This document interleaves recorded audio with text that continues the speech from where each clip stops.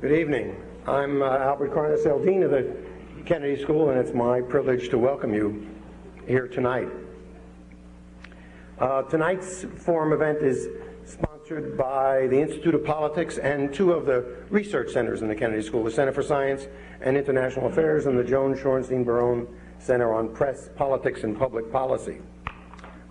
Tonight we welcome a longtime friend of the school. He's spoken a number of times before in this forum, and he's worked closely with me and two of our mutual friends, Graham Allison and Joe Nye, on the Kennedy School's Project on Avoiding Nuclear War.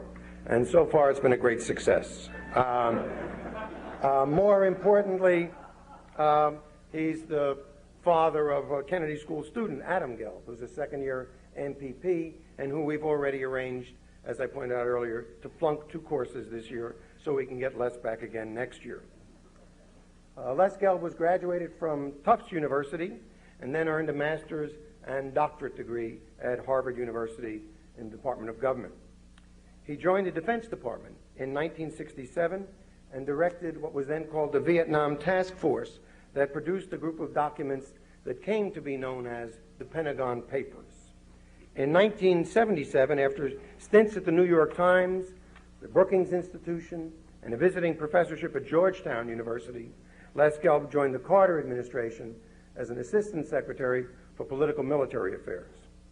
After that tour of government service, he returned to the New York Times and in 1985 won a Pulitzer Prize for explanatory journalism. As a regular columnist for the Times through last June, he analyzed, assessed, and recommended policy, primarily, but not only, foreign policy, in what were arguably some of the most complicated foreign policy years of the 20th century. Yet he managed always to face the issues head on, and hindsight has demonstrated the wisdom of his insights. Les Gelb is an accomplished author. Included among a number of books are 2 in particular I'd like to mention. One, the winner of the 1980 Woodrow Wilson Award, that was The Irony of Vietnam, The System Worked, which he co-authored with Richard Betts, known to many of us. And another work, Our Own Worst Enemy, The Unmaking of American Foreign Policy, which was written in 1984 with I.M. Dessler and Tony Lake. And both of those works have well withstood the test of time. Since May of last year, Les Gelb has been serving as president of the Council on Foreign Relations, which is a nonprofit, nonpartisan organization dedicated to improving the understanding of United States foreign policy. Its members have been called, quote, the nearest thing we have to a ruling establishment of the United States, close quote. Most importantly, the Council recently demonstrated its extraordinarily high standards by publishing an outstanding book, New Nuclear Nations, which just happens to be edited by Bob Blackwell and me. Since becoming president of the Council, Les Gelb has continued to provide a powerful voice in framing what is called by so many the New World Order, or by others the New World Disorder. In his last column for the Times on May 9th of 1993, Les wrote that, quote, for all the horrors and blinding complexities unleashed by the Cold War's end, the smog of peace is far preferable to the fog of war or the fog of the Cold War, close quote. We can all agree that Les Gelb has done much to help us understand and to deal with both the fog-filled and the smog-filled worlds. Please join me in welcoming the President of the Council on Foreign Relations, my friend Les Gelb.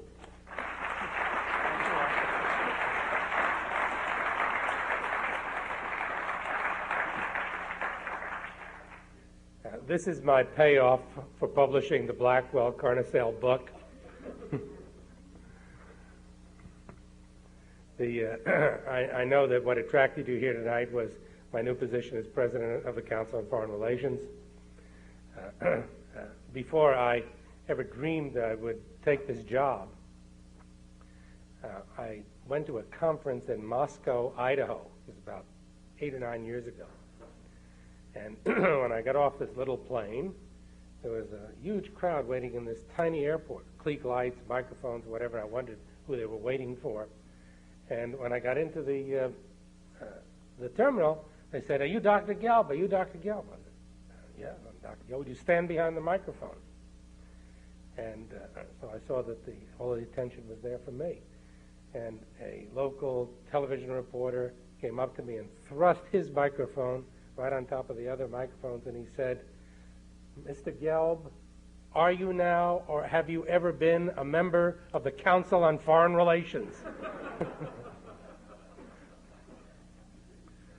The last 5 years have been horrendous for foreign policy experts at the Council on Foreign Relations and every place else.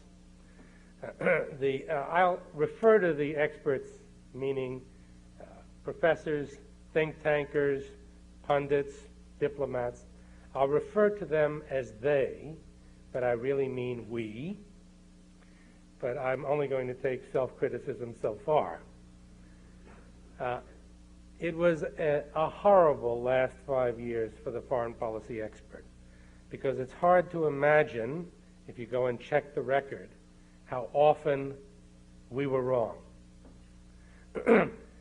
Western Europe on the verge of political and economic unity.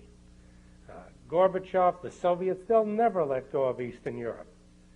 Germany always divided. Gorbachev will never loosen the control of the Communist Party in Russia.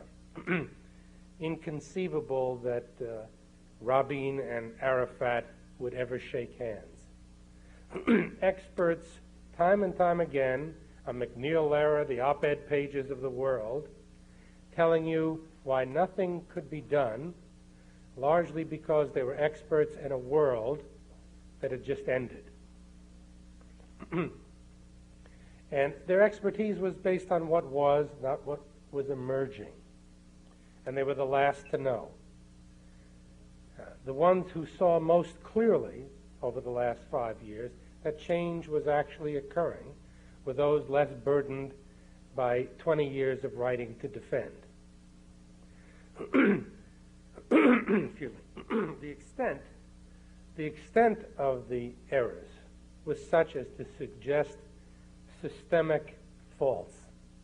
That is, we really had to look again at the whole international system, at the basic parameters of that system, and at our interests in this new kind of world.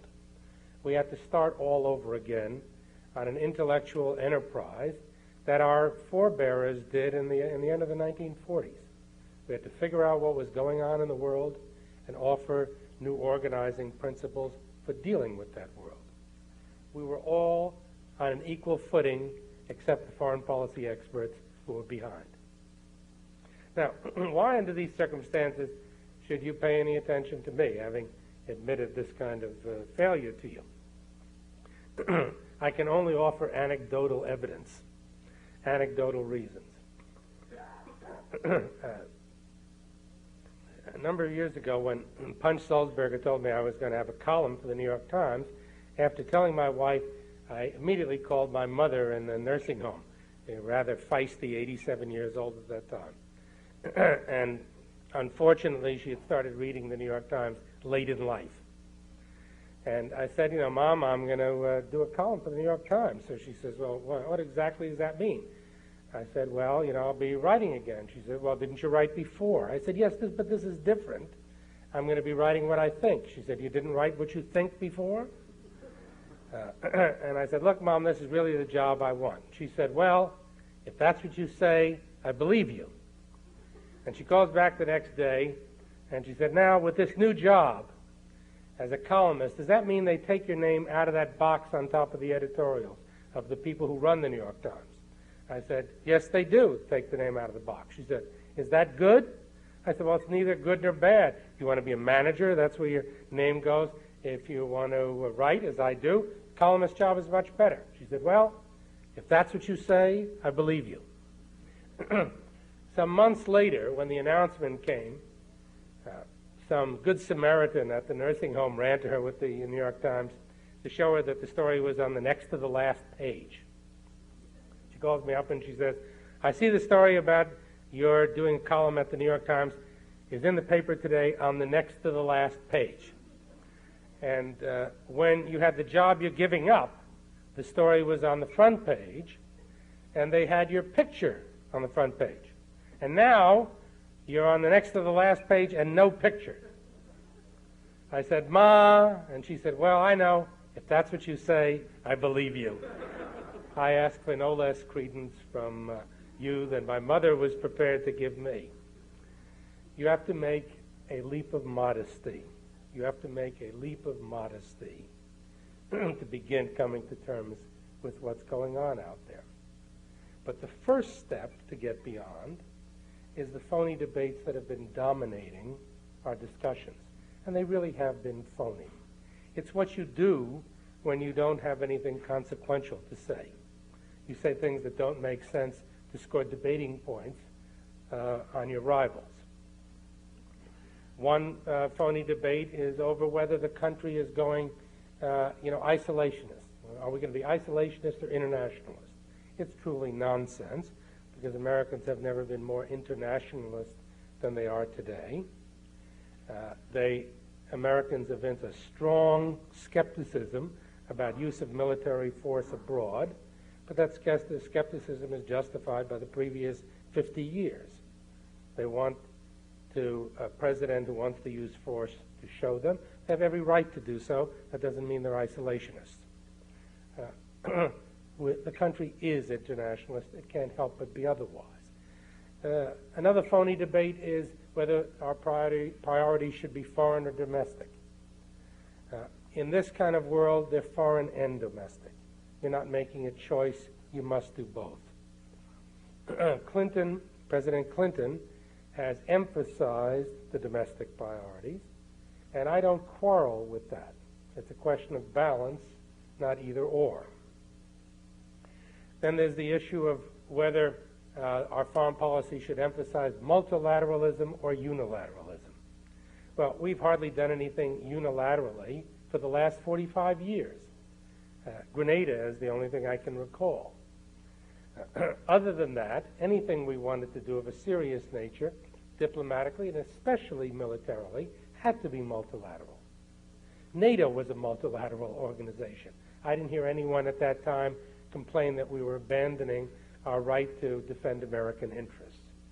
This is a multilateral world, and the question is how much American leadership should be exercised in a multilateral environment. If we want the UN to do something or NATO to do something, it must be United States-led, otherwise nothing will happen. But that doesn't mean the action must not be multilateral. It has to be in almost every case. But our leadership is required. That doesn't mean unilateralism. People are also talking about making a strategic choice between Europe and Asia. Nonsense, too. We have profound interest in both continents. And finally, we hear debates about economic versus strategic priorities. Should we be conducting a foreign economic policy, or should we also have a security policy? No one can seriously address this question, as I will attempt to show you later, without doing both. Now,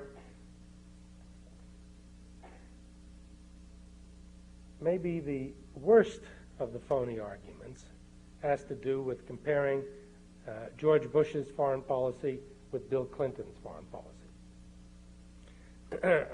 When I think of this, I'm reminded of the television interview that I saw some months back.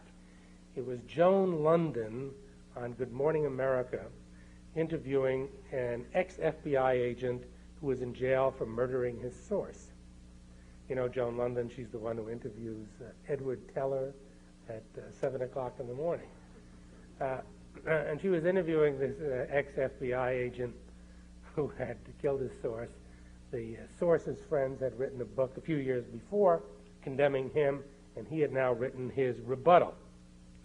And she was pressing him with her questions, and he finally said, look, there are only two people who know the truth of this story, and unfortunately, One of them is dead at this time.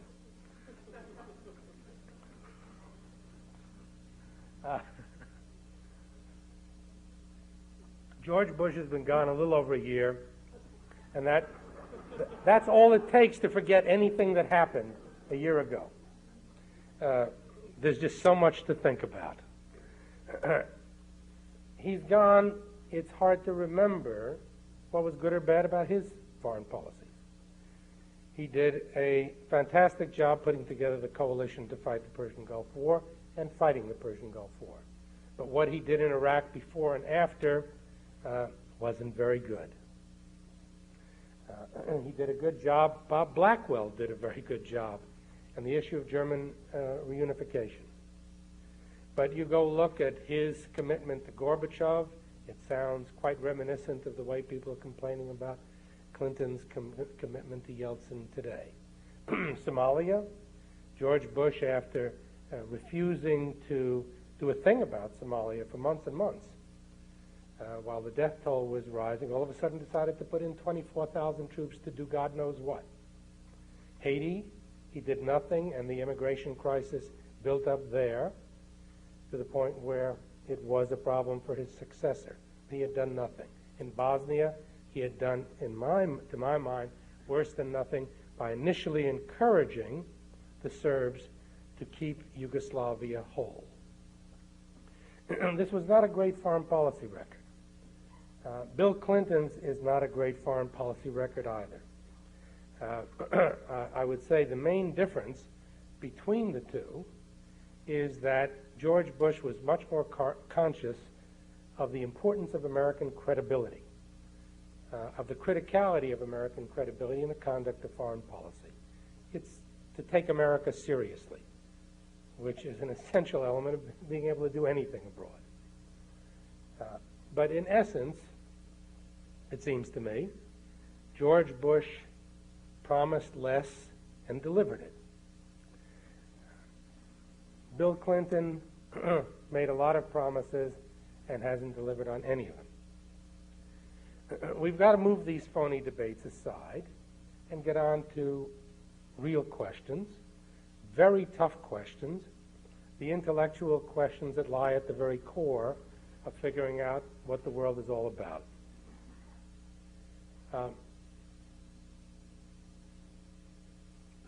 The great American philosopher Casey Stengel once said that the problem with my ball players is not staying out all night looking for female companionship. It's staying out all night looking for female companionship and not finding it. We've gone through the last 5 years and not found a foreign policy, in good part because it's hard. The world is incredibly complex now, as I will argue in a moment, but also because we haven't been treating it seriously. And the we here is our world of foreign policy nicks who do this as a profession. We haven't helped people in government very much supplying the answers. I'm not going to close the book on this subject tonight, but basically I want to suggest ways of thinking about this world and ways of thinking about American interest in that world. To me, this post-Cold War world is fundamentally different from what went on before in three important respects, all of which provide context, new, profoundly different context. The first is the fact that this is the first time since the Peace of Westphalia that we haven't had major power conflicts in the world. Major power conflicts have been, throughout modern history, the basis of formulating a foreign policy. That was the starting point.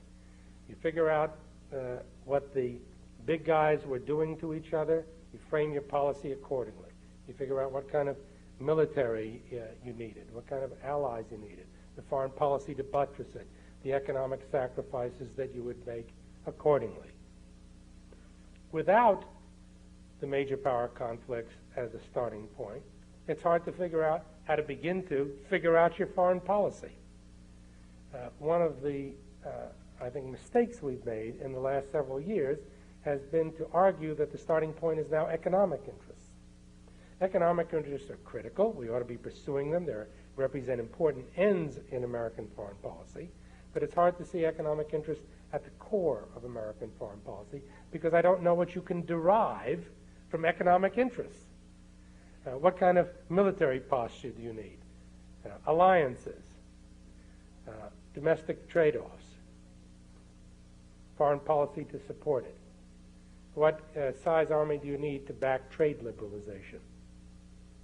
How do you work out alliances around GATT negotiations that also apply to NAFTA or whatever? How do you deduce a foreign policy from an economic starting point? I don't think you can. But the absence of major power conflicts provides a danger and an opportunity. The danger is that absent direct threats to your own security that call into question the very survival of your nation, the tendency for major powers will be to stay out of almost all situations and let them fester, as has been the case in Bosnia.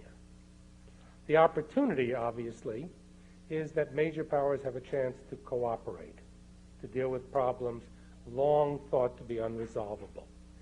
We did in Iraq. The Russians did not impede us there. We had cooperation. We have in various aspects of the Bosnia situation as well. So if the major powers are not going after each other, the opportunity to do what the framers of the UN hoped in 1945, to have major powers cooperate in solving problems, presents itself. Fast fading, but it does present itself. Second profound change, this system versus the previous one, is in the enormous porousness of the nation state.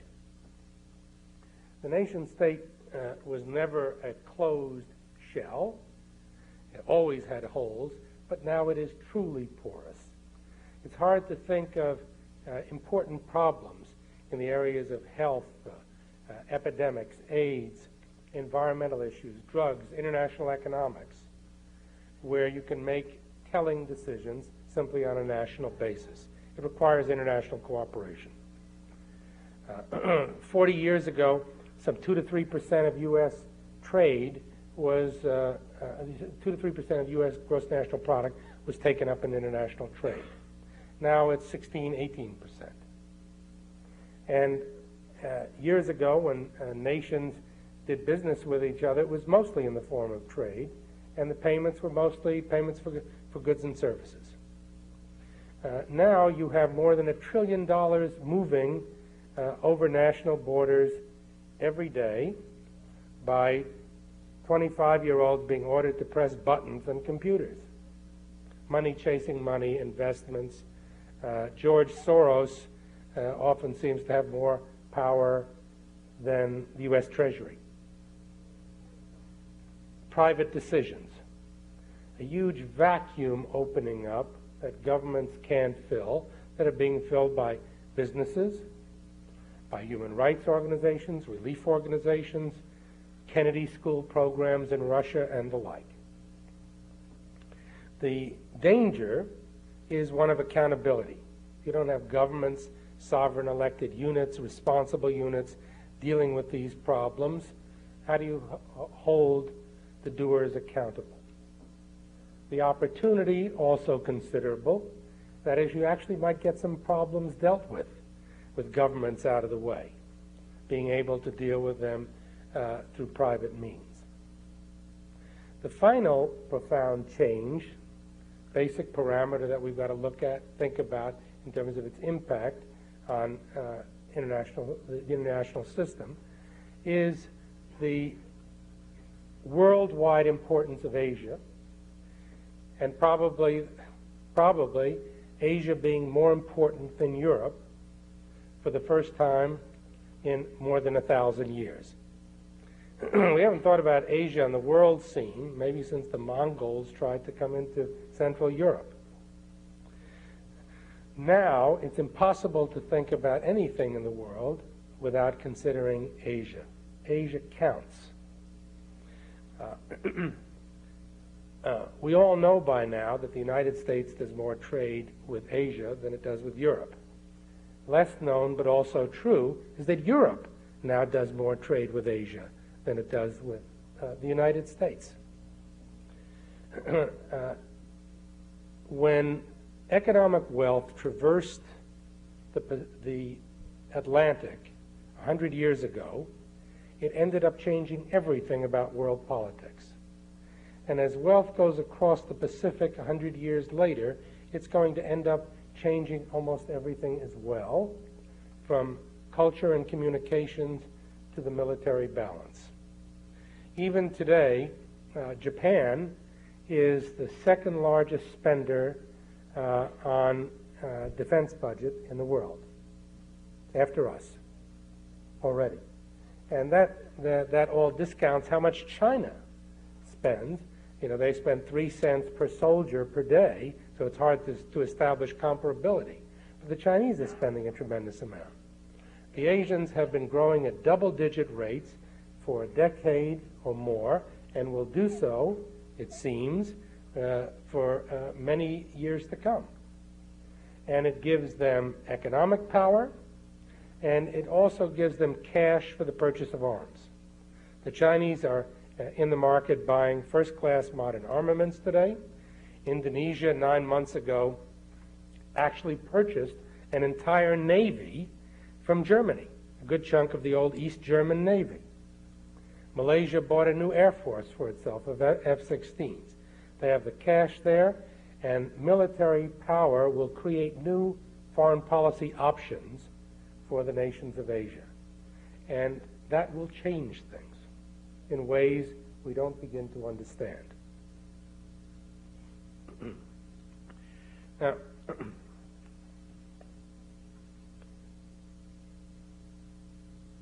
the great American philosopher Casey Stengel once said that my guys out there are playing terribly. They're not hitting, they're not pitching, they're not fielding. But if you look at what the writers and the press are doing, they're in a slump too.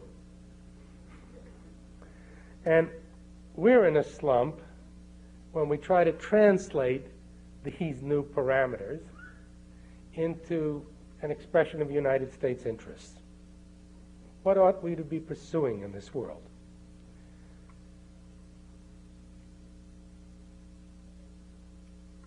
It's going to take us a while, maybe even a long time, to figure out how to make a coherent foreign policy in the circumstances I just described. But the difficulty of the intellectual enterprise does not free us in the meantime from the obligation to act with common sense. We still have to do things in this world, even as the intellectual process continues. And what I would offer is a set of interests that seem to me to make common sense, even as we're trying to figure out the broader and deeper questions. In the first case, I think it's in our interest to continue to pursue trade liberalization. No one has figured out a better way to create continued economic growth and jobs in industrial societies than through freer trade. And it's an important goal to continue to pursue. But even as we pursue it, we're going to have to think about the downside of it. In places like India and southern China, Taiwan, trade liberalization will mean even more manufacturing jobs flowing to those countries and losing such jobs permanently in Western industrialized democracies. What do we do about it? So we pursue the goal, but you have to have a plan for the potentially awful consequences. We have to pursue the so-called global agenda issues of drugs, environment, energy questions, international economics, through multilateral means. This agenda cannot be swept off the table by events. It does involve the long-term issues of quality of life. I include population there as well. But in the end, we have to come back to security questions, because I would argue that you cannot make a foreign policy that is not centered on security questions. That this is the precondition for pursuing all the goals and values that are consequential to America. You want to foment democracy in the world, or at least a freer political system for peoples. You need to establish some kind of new and legitimate international order. You want economic development, freer trade without disruptions. You need to have a security system that will allow for peaceful change. Otherwise, nations will once again resort to armaments over trade.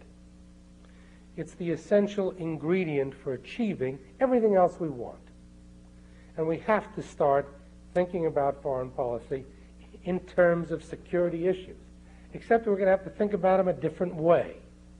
Because in the post-Cold War world, there are no longer these direct, immediate threats to our security and survival. Yes, the Russians and some others still have nuclear weapons, but there's no reason to imagine the launching of a nuclear war. As Al Carnesale pointed out, the avoidance of nuclear war is the only thing we can claim as a success in our 25 years as foreign policy experts. We have no direct threat like that, so how do you explain to your constituents when they should pay a price, when they should be prepared to use force? It involves whole new ways of thinking about what our security is. Bosnia, to me, is a place where United States security interests are at risk. We could talk about it in the discussion period afterwards, if you like. But my argument rests on the notion not that situation in Bosnia in any sense represents a direct threat to American security interests. It rests on the argument that events in Bosnia directly threaten any hope of a decent international order, and that we have a major stake in creating such a new and legitimate international order. And Bosnia is a major test case in that process. So we have to rethink what represents a threat, what really challenges security.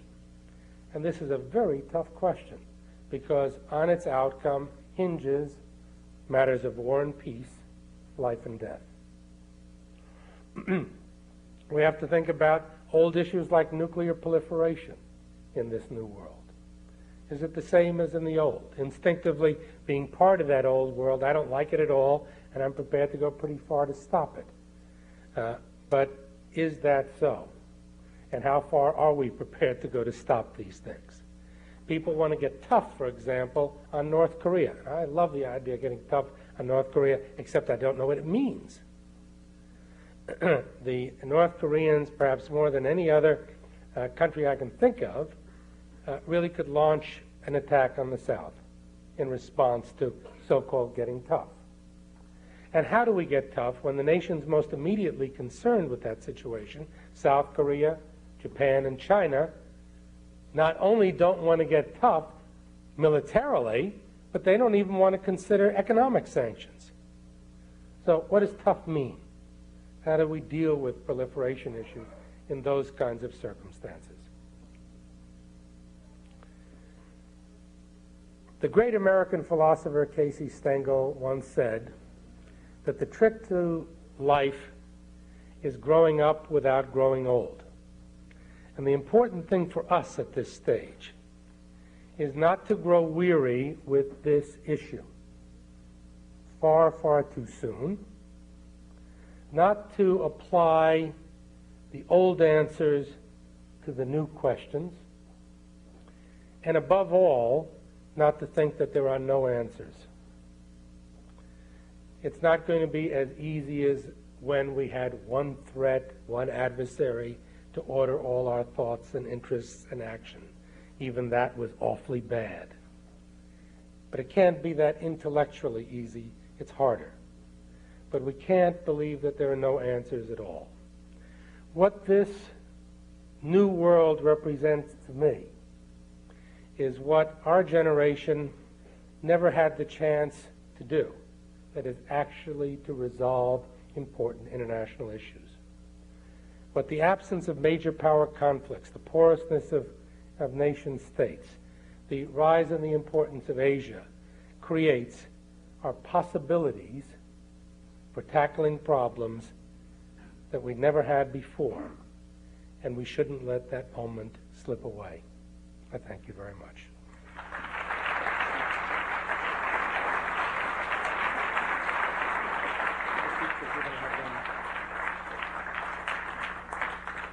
Now, to offer some additional commentary tonight before we turn to questions and answers, two members of the Kennedy School faculty who combine distinguished careers in practice with distinguished and continuing careers of scholarship. First, Robert Blackwell, who was mentioned. Bob, career as a Foreign Service officer, rising to the rank of ambassador. Been working recently on problems with first Soviet Union, now Russia, and particularly the Russian military. This is a guy that came back at one point and said, I have an idea. Why don't we bring 30 Russian generals here to learn about defense policy making in a democracy? And we've now done that 3 times, and we intend to do it for the 4th. He's served on the National Security Council under 4 presidents, most recently as Special Assistant to President Bush for European and Soviet affairs. Bob Blackwell.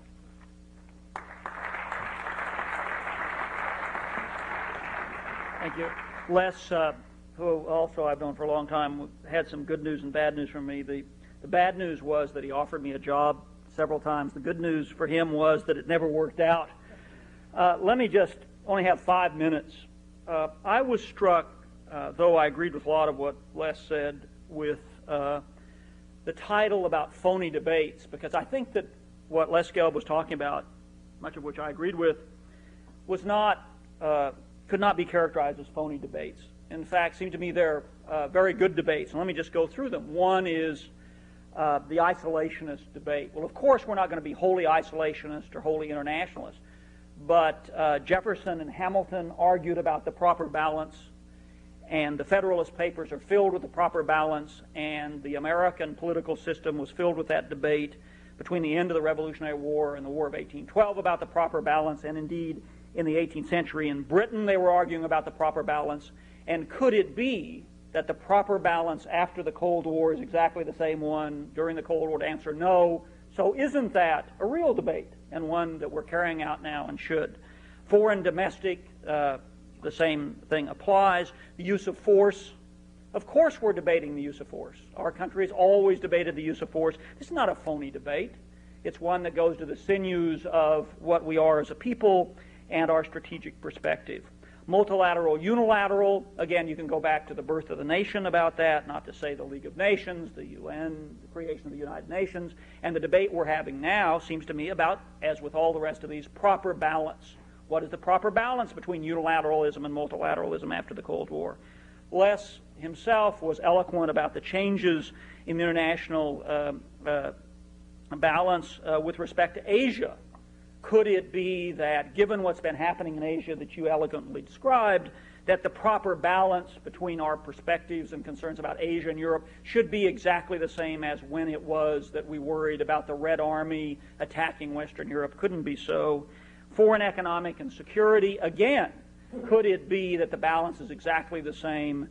And the President of the United States obviously believes it isn't, since his 2 major initiatives in his first year were GATT and NAFTA, as during the Cold War. So it seems to me all these are not phony debates, they're real debates. And I don't think that we're doing so bad, because I think in the aftermath, and Les certainly agrees with this, of one of the, I say the period about from 89 to 92, one of the 4 or 5 most important geopolitical events of the last 100 years, maybe longer, shouldn't be surprising that we don't have it all straightened out. By the way, it may have been that, say, the period from 89 to 92 was surely horrible for foreign policy experts. It was great for freedom, for pluralism, and for the planet, which may be a more important point. All right. Okay, now let me just say that with respect to Les's concern that we think more clearly and in a higher quality way about these, I agree entirely, and we really aren't very cogent.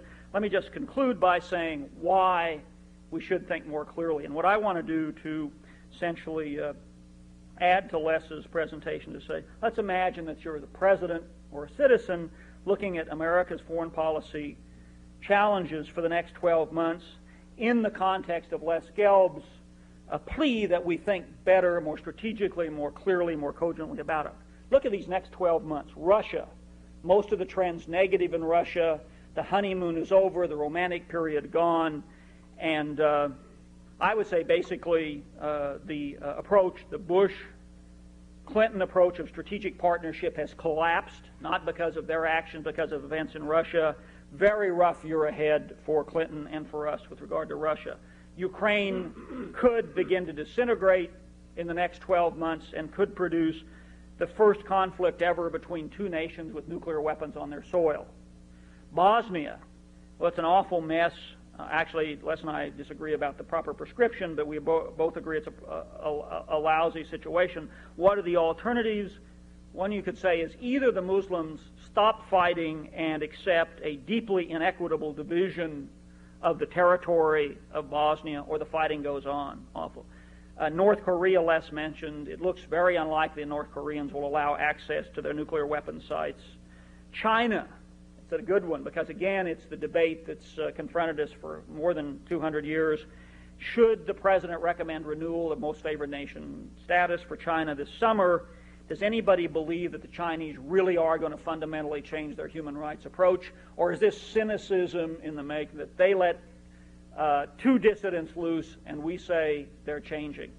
Hard problem. The Middle East, the massacre in Hebron has now put settlements at the forefront of the Israeli PLO negotiation, precisely what neither side wanted to happen.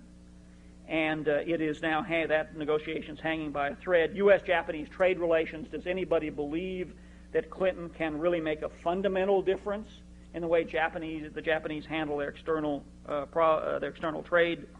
And then finally, these are the issues on Bill Clinton's and our agenda. And finally, what we haven't thought of, which will happen and we haven't been prepared for. Yeltsin dies in the next 12 months or is overthrown by Rutskoy. Mubarak is assassinated by Islamic fundamentalists, extremists. Islamic extremists take over Algeria and move briskly to try to create a nuclear weapons program. There's a coup in Saudi Arabia or a war in the Middle East. South Africa explodes into civil war. Mexico, the insurgency spreads and destabilizes the government. And what haven't I thought of because of the poverty of my imagination? So let me end by saying Les Gelb was absolutely right. We have to think better about these problems than we have. Thank you.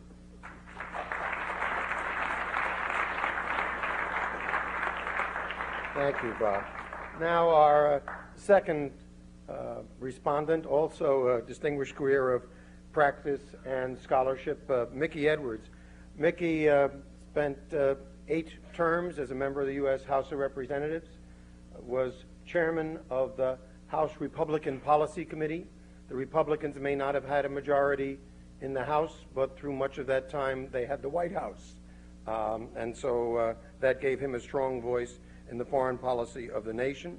He teaches politics, has a long interest in the struggle for power between Congress and the President, and the book on which he's now working has a great title, The Quest for a King, America's Frustration with Representative Government. Mickey Edwards.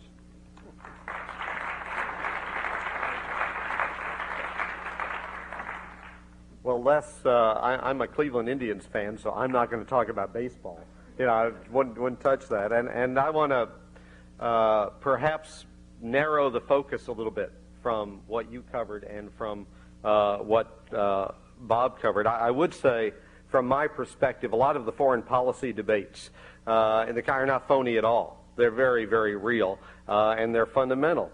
And when we are talking about whether or not to intervene in Bosnia, for example, we're not talking about whether there have been a sufficient number of rapes or a sufficient number of children blown to bits or a sufficient number of marketplaces that have been bombed in order to justify American involvement. What we're really talking about is not whether or not one kind of involvement is more effective than another.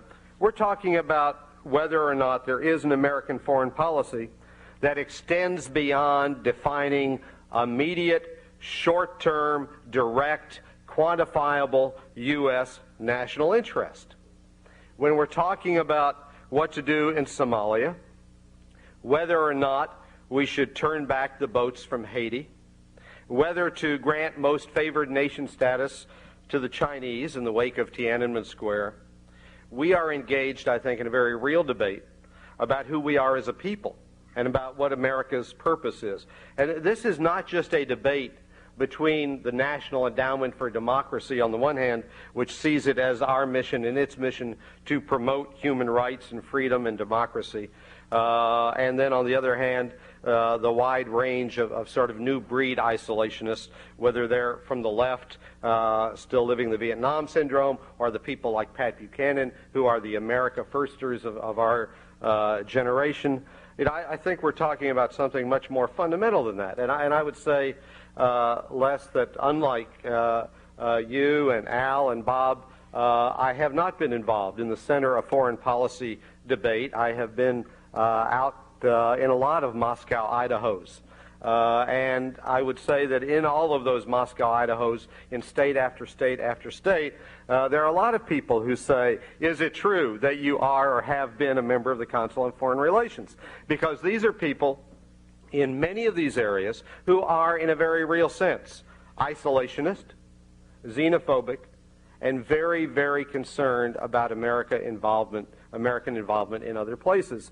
And it may be true that America is involved internationally to an unprecedented extent, but that is at a certain business level. It is a certain academic level. It is not something that is permeating throughout the whole society.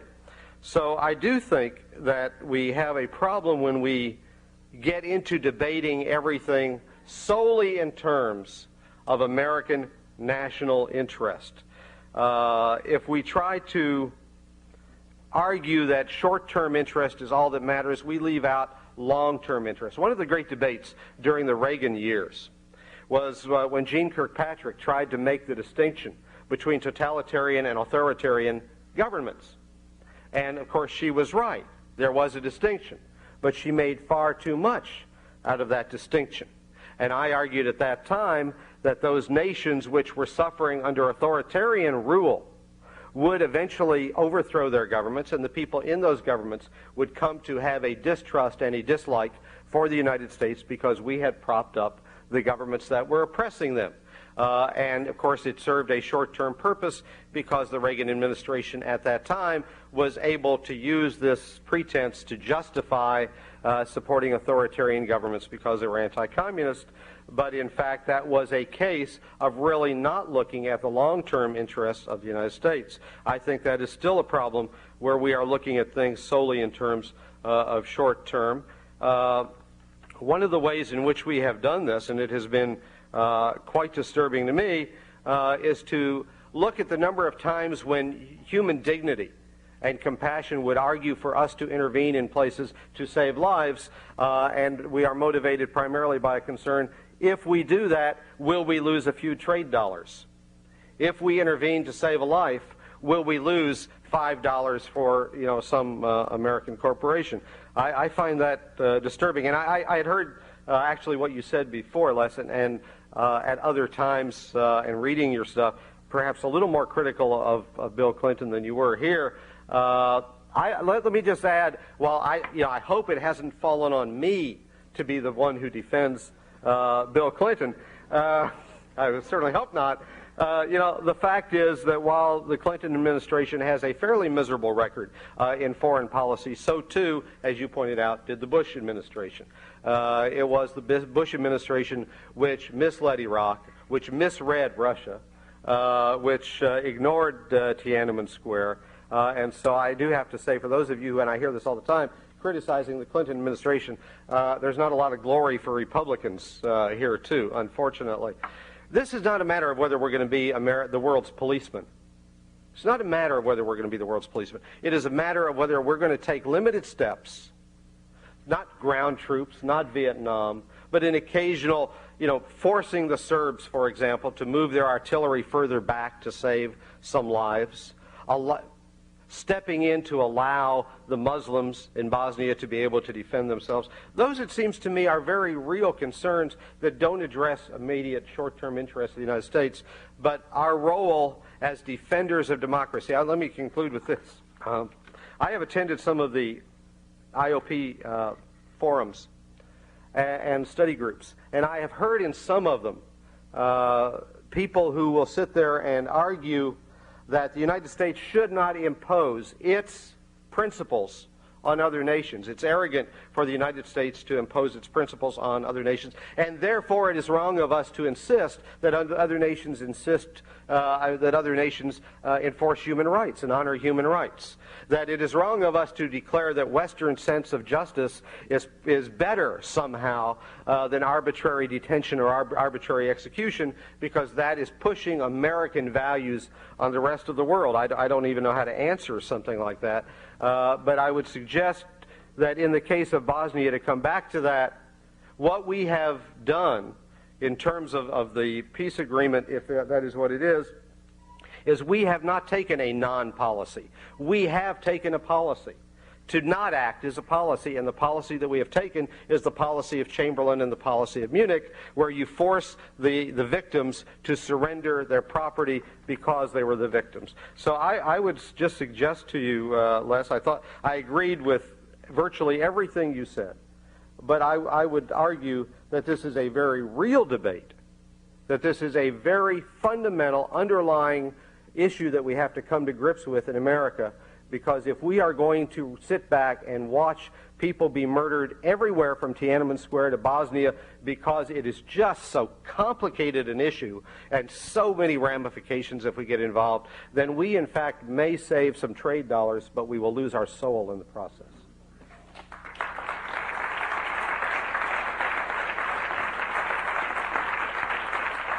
Thank you. Now we do have time for some questions. We've got 2 microphones here. If we'd use the microphones, one there, one here. If you'd come to the microphone, and when you ask a question, identify yourself. I'll start out. Les, we're going to leave it to your skill as a speaker not to have a direct opportunity for rebuttal, but to somehow work it into your answer to any question that's asked. That's right. And the one I want to ask has to do with former Soviet Union, Russia, that we've hardly anybody talked about, including you. Is that because it doesn't matter anymore? It's off. I know that we don't want to look at everything through the prism of the Cold War, but does that mean we no longer look at anything through even a residual prism of the Cold War? Would you identify yourself?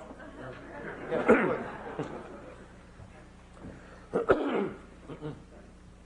You asked about whether or not there really is a phony debate.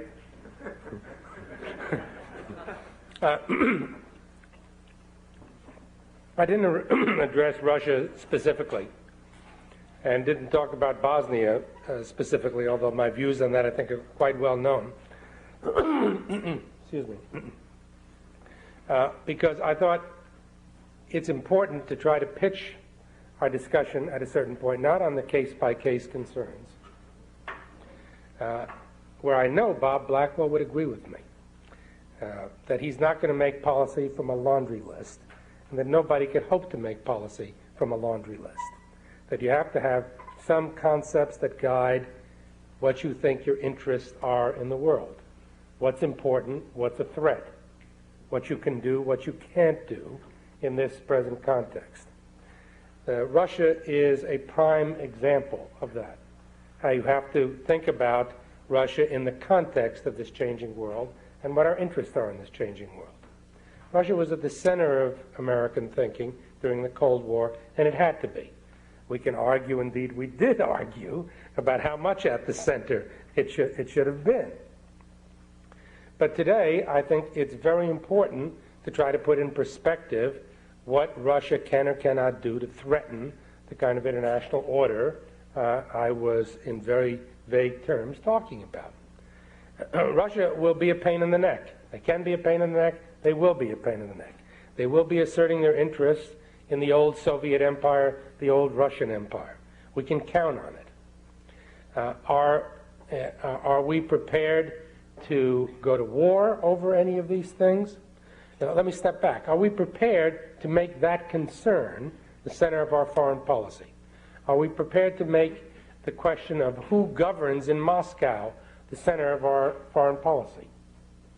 And my answer to both those critical questions is no. I certainly wouldn't make Yeltsin the center of my concerns about Russian policy any more than I would have made Gorbachev the center of my concerns, because our ability to influence who rules in Russia, who survives and with what policies, is tiny at best, especially given the amount of resources we're prepared to pump into that country. And even if we were prepared to pump in a lot more, given the very size of that country, I don't think we could have much influence on that kind of decision.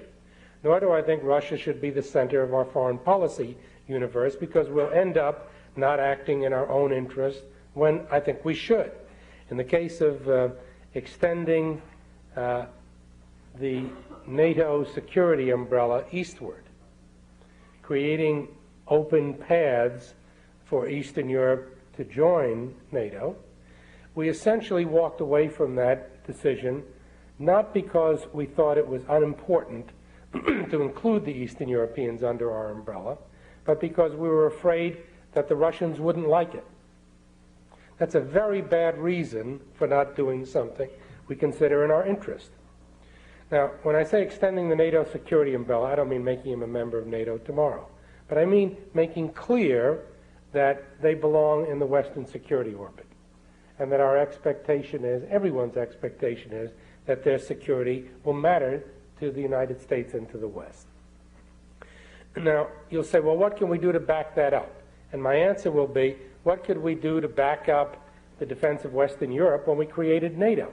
We didn't have the wherewithal to do that then. But we did because we made a judgment at that time that the very creation of NATO would give confidence to Democrats in Western Europe who otherwise would find themselves in an impossible situation of having no support and therefore having to bend to Soviet pressures. So we extended NATO long before it was a military reality. By the same token, I think it's very important for us to do that with Eastern Europe so that the Eastern European Democrats and reformers can connect to the West. We're their lifeline. We didn't do it because we made Russia the center of the European policy universe, and that's a mistake. I think it's also a mistake that the conception of the administration's policy toward Russia is a mistake. That is the idea of more reforms and faster, more external aid and faster. Neither proposition has any basis in reality. The Russians aren't going to reform more and faster. They're going to do less and faster. There's no political constituency for reform. There are three guys around Boris Yeltsin who are in favor of it now. And when you go to visit them, they open up their jackets and Harpo Marx form after you finish your business and say, have I got some cheap pens to sell you? Everybody's in business there. The notion that they're going to reform that system, dump the major state enterprises, is politically inconceivable. But even if someone came and waved a magic wand, touched their foreheads, and made them into great reformers, we still wouldn't provide the kind of aid necessary to power those reforms. That level of assistance simply isn't in the cards. We aren't going to give them as much as we promised them already. And it isn't going to be because the IMF is standing in the way. Who do you think made the IMF rules? We did. So I think the administration's policy was built on quicksand, and they're going to have to rethink it now. And it's going to be very painful for them because it was the one aspect of the way they looked at the world that they thought was right and they thought was working. Also, if there are questions for Mickey or Bob, we can do that. Let's go right here. Hi, my name is Ross Kerber. I'm a second-year student here. I wanted to ask a pretty open-ended question about how we might think about ethnic and tribal conflicts in the world, and in particular how we think about whether we should try to influence governments who otherwise have friendly interest towards us. I'm thinking of Turkey, but also governments in Africa where governments haven't received much attention either from U.S. media or politicians or policymakers, but face some of the same questions. So the question is pretty open. Do you have any thoughts on it? How do I think about it? How do we think about it? Yeah. How do we think about it? I don't know about you, buddy.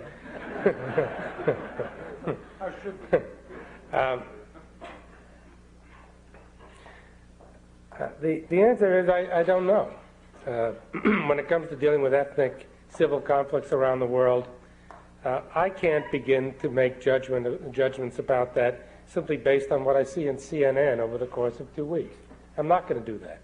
And I don't recommend that as the way that presidents ought to make policy. And I think if they stood up and said so, the American people would applaud. They would like the idea that the president is not going to let Bernard Shaw make United States national security policy. In order to weigh what we ought to do in these circumstances, you have to have a sense of how these situations will affect the international order. You have to make some judgment, as I said, about what are threats, what are the real ultimate threats to our security and our values. And you also have to do triage, because the fact is we can't deal with all these problems. But the fact that you can't deal with them all does not mean that you don't deal with some. If the standard for action was that we have to solve everything, we would do nothing. So you do what you can, and you do what you reasonably can. And it's going to fall short in many cases, but I think in most cases we ought to try to do something sensible. And it's going to vary case to case, and it's going to depend on what else we've committed ourselves to doing. I, for one, think it's important that we make a commitment to dealing with the Bosnia situation in a forthright and strong manner, by bombing and by lifting the arms embargo, not by sending U.S. troops, not by sending U.S. troops. To do that, I think, is something we ought to concentrate on, and it would probably mean not being able to tackle some of these other questions. Turkey is another issue. Turkey is a country that is potentially very important in terms of what's happening in Central Asia and in the Balkans. And it's one of those issues, as a number of people here know, one of those countries where we pay little attention, and it turns out to be much more important than we thought every time. And alas, I'm one of those who don't pay it enough attention. Hi, I'm John Barrett. I've been working on issues relating to Haiti with a group locally called CONBEAT, both Haitians and Americans. And we've had a great deal of trouble getting the story of what's been happening out to the press and the people. You're a journalist, and we have academic people and a congressman on the former congressman on the panel. I think it's very important that these groups get the message out because so much of the policy seems to be made in back rooms of the CIA, the State Department, the Immigration Service, the Defense Department. Haiti had its first democratically elected government in 1991, and the role of Americans in destabilizing that government needs to be examined. Brian Littell of the CIA, various business interests in the Dominican Republic, and President Aristide had 67% of the vote there. And my question is, how can the American people find out how policy is made? Well, I have to disagree with one of the central premises of your statement, that policy is ever made in the State Department, let alone in the back rooms thereof. I think to the extent that policy gets made, it gets made in the White House. And if there is a policy, something that you'd be proud to call by that name, it has to be communicated publicly, and we know about it. There's no policy that works that isn't a public policy that makes sense, that commands public support. I think that it's less a matter of isolationism than it is a growing awareness that of the fact that increasingly the war is at home. But I want to ask you about Morton Halperin, who I imagine is probably a friend of yours. Yes, he is. Can you identify yourself? Yeah, James Williamson. Morton Halperin is certainly no flaming radical, although the fact that he had his phone tapped by Henry Kissinger while a member of the National Security Council is okay in my book. I mean, it speaks well for Morton Halperin. I wondered what okay meant. Yeah, okay. It seems like this is the sort of person who scratching the surface might be pretty good from my point of view, and I wonder why you think there's no, I mean, are we in that sad state of affairs where there's no willingness to fight for somebody like this? I mean, it was sort of, it's gone, and we're not going to hear anything more about it, which is why I raise it. So there's the question, and what do you think about this? And do you think William Safire committed plagiarism? That's the Bobby Inman question. Look, I think Morton Halperin is one of the ablest of Americans. He's terrific, and he should have been in Republican administrations or Democratic administrations. His decision to go spend part of his life with defending Dan Ellsberg in California, I think, was a mistake, and hurt him, unfortunately, given his soundness and his abilities. And I'm glad to see he's back in the administration somewhere. And yes, I really would like to have seen Clinton have gone to bat for him and fought for his appointment. The other thing about plagiarism, I don't think Bill Safire, with his imagination, which even goes beyond Bob Blackwell's ability to think of things to worry about, he doesn't have to plagiarize.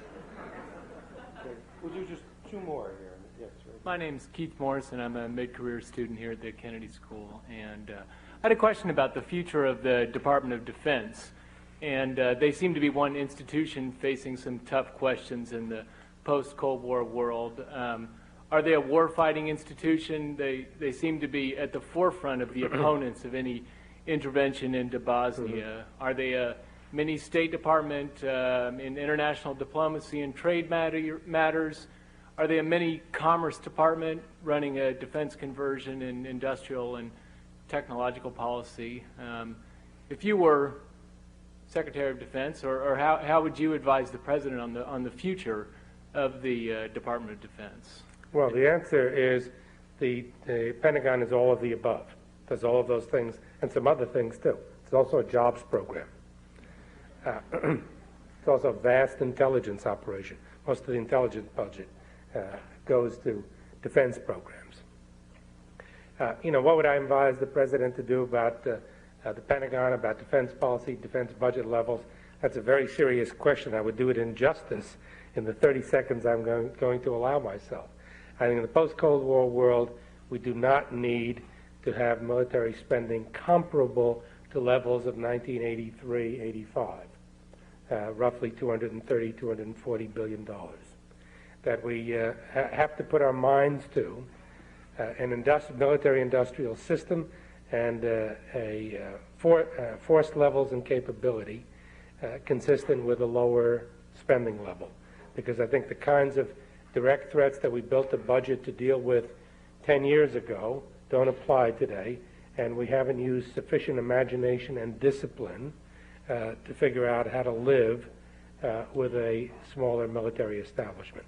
Not a lot smaller, but smaller. Hi. Thank you for speaking, Dr. Gelb. My name is Marco Boder, and I'm a Harvard graduate, class of '82. I'm a physician, and I was born in Croatia. And I want to just thank you for everything you said, because I think you're 100% right on everything. And the phony debates I think that you're talking about I agree 100%. My question to you is, what other phony debates can you identify? Because all the ones that you identify I think are 100%. I can think of one, if you mind. I think the ethnic issue, the ethnic debate, I studied anthropology. I don't believe there's anything like an ethnic conflict. I think they're all economic. I think that's a phony debate, for instance. Well, I'm glad you brought the issue the issue up. I certainly don't think Bosnia is a phony debate. I spent about 25% of the columns I wrote on the question of Bosnia. So I think it's a metaphor for most of what's important that's going on in the world and for a lot of the problems of the Clinton administration foreign policy. The debates, I would argue, are phony because they aren't conducted the way Mickey or Bob were talking about them, that is the proper balance between Asia and Europe, between multilateralism and unilateralism. You go look at the op-ed pieces or the commentaries on the TV shows. They are stated in much more extreme fashion. Obviously, it is a balance, and the proper balance is a fair debate, but we're not talking about it that way. Bosnia is worth debating because in and of itself it raises all these broad conceptual, intellectual questions, questions of value, and the framing of a new foreign policy. This will be the last question. Yes, my name is Larry Baker.